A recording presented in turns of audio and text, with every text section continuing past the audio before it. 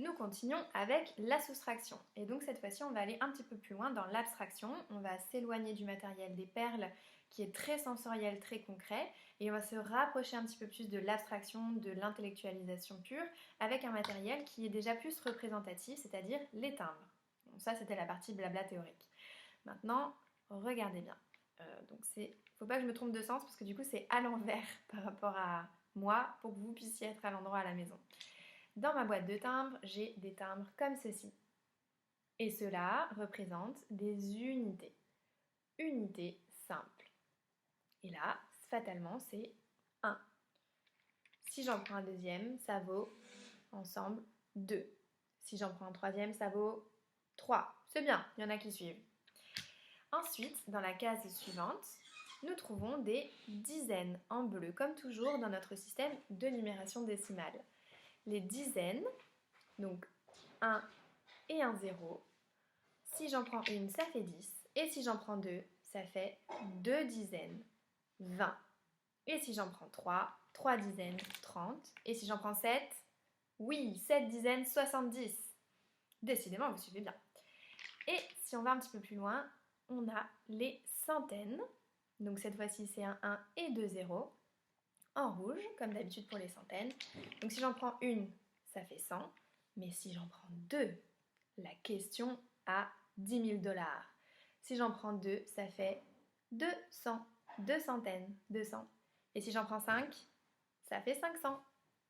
Et enfin, nous retrouvons nos unités de 1000, qui sont de nouveau en vert, puisque ce sont des unités de 1000. Nous passons à la famille des milliers. Unités, dizaines, centaines, simples. Unités, et on pourrait imaginer dizaines et centaines de milliers. Et après, on pourrait même imaginer unités de millions, dizaines de millions, centaines de millions, etc. On peut tout imaginer avec notre esprit. Alors, un millier, donc un 1 et 3 zéros. Si j'en prends 2, comme ça vous n'allez rien voir, mais hop, si j'en prends 2, ça fait 2 milliers, 2000. Et si j'en prends 9, oui, 9 milliers, c'est-à-dire 9000. Alors avec ces timbres, nous allons aussi faire des soustractions. Donc je vais baisser l'écran pour que vous puissiez bien voir ce que je vais faire. Je vais installer un nombre. Je vais dire au hasard 9000. 2,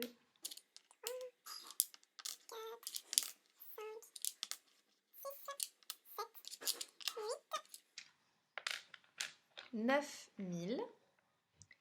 Je vais prendre 6 centaines. 1, 2, 3, 4, 5, 6. 6. Je vais prendre 4 dizaines. 1, 2, 3, 4. Et je vais prendre 7 unités.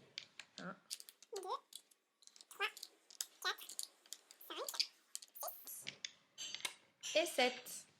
Alors, j'entends déjà les enfants qui ont raison et qui vont me dire oh, mais Camille, t'as pas pris un tapis de table pour mettre les timbres, ça va les abîmer. Et c'est vrai, vous avez entièrement raison. Mais en fait, j'ai essayé. Et si je mets un tapis, les timbres ressortent moins bien parce que j'ai pas de tapis de table adapté. Donc, exceptionnellement, je vais y aller tout doucement, mais on va les mettre directement sur la table. Et c'est une table en bois très douce, a priori qui ne devrait pas trop abîmer les timbres. Donc, rassurez-vous. Donc voilà, j'ai mon nombre 9647. Et ce nombre-là, je vais l'écrire sur une feuille à carreaux. Alors, je n'ai pas de feuille à gros carreaux comme on utilise normalement en mathématiques, donc je vais utiliser ce que j'ai sous la main. Donc j'écris 9647. 9647. J'ai écrit en marron. C'est parce que j'avais mon feutre marron sous la main. Vous pouvez écrire de la couleur que vous voulez. Ou bien vous pouvez écrire de la couleur de chaque ordre. 9000, les milliers. Donc on va les écrire en vert. 600, 6 centaines. Donc on va les écrire en rouge. 4 dizaines, 40 en bleu et 7 unités en vert. Mais vous pouvez aussi écrire juste au crayon à papier. Moi j'écris au feutre pour que ce soit plus visible, parce que si j'écris au crayon à papier, vous ne verrez rien. Et ce nombre-là, 9647, je voudrais lui retirer, lui enlever, donc lui soustraire un autre nombre. Et je vais choisir 3425. Et je vais l'écrire en dessous de mon nombre, comme d'habitude en respectant bien les colonnes. Donc dans les milliers, j'ai bien écrit les milliers, 3000. Dans la colonne des centaines, j'ai bien écrit mes 4 centaines. Dans la colonne des dizaines, j'ai bien écrit mes 2 dizaines. Et dans la colonne des unités, j'ai bien écrit mes 5 unités. Et comme c'est une soustraction et qu'on va chercher le résultat, je vais tracer avec ma règle un trait. Je le fais sans la règle pour le faire plus vite à la vidéo, sinon ça va être beaucoup trop long. Mais vous prenez une règle à la maison. Je vais tracer mon trait pour dire que je cherche le résultat. Je vais chercher à quoi c'est égal, qu'est-ce qu'il me reste. Et les mathématiciens utilisent un signe très spécial pour indiquer qu'on va soustraire, c'est-à-dire enlever, donc qu'il y en aura moins. C'est ce petit signe moins. Vous vous rappelez, nous on avait vu jusque-là le signe plus, qui est une croix. Et bien là, nous voyons le signe moins. Nous allons enlever. Donc là, je viens d'écrire en langage mathématique 9647 moins 3425. Je vais enlever ce nombre-là à ce nombre-là. Ce nombre-là, c'est le nombre de départ. Je vais lui enlever tout ça. Et je vais chercher combien il me reste. Et j'écrirai le résultat en dessous. Donc pour le faire avec les timbres, hop, ça va être exactement le même principe qu'avec le matériel des perles dorées. Donc je vais commencer toujours par les unités. Donc j'en ai 7 et je vais en enlever 5. Donc je vais faire glisser 5 timbres vers le bas de la table. 1, 2, 3, 4, 5. Hop, je les fais glisser en bas et je les enlève. Elles n'existent plus, je les enlève, je les donne. Hop. Maintenant, je m'occupe des dizaines. Je vais enlever 2 dizaines. J'en avais 4 au départ, je vais en enlever 2. 1, 2, je fais glisser et je les enlève. Hop, elles ne sont plus là. Et ensuite, je vais enlever les centaines que je dois enlever, c'est-à-dire 4. 1, 2, 3, 4. Je les fais glisser et je les enlève. Je les prends, elles ne sont plus là. Et enfin, je vais m'occuper des milliers. J'avais 9 milliers et j'ai décidé d'en enlever 3, 3000. 1, 2, 3, je les fais glisser et je les enlève. Je ne les ai plus, ceux-là. Et maintenant, je vais pouvoir compter dans chaque ordre combien il me reste. Il me reste 2 unités. Alors, sur ma petite feuille, dans la colonne des unités, je vais écrire 2 sous les unités. Je vais compter maintenant les dizaines. Il m'en reste 1, 2. Je vais là aussi écrire 2.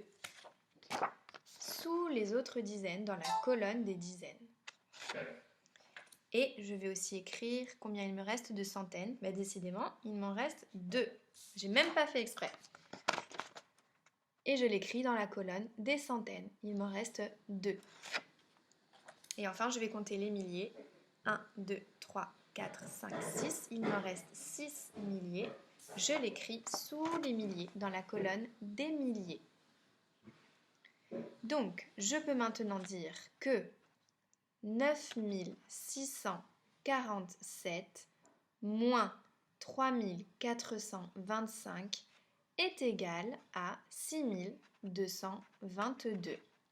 Si on le dit en français, si on veut faire une phrase en français pour expliquer ce qui s'est passé, et non plus en langage mathématique, au départ, j'avais 9647. J'ai enlevé, j'ai soustrait 3425.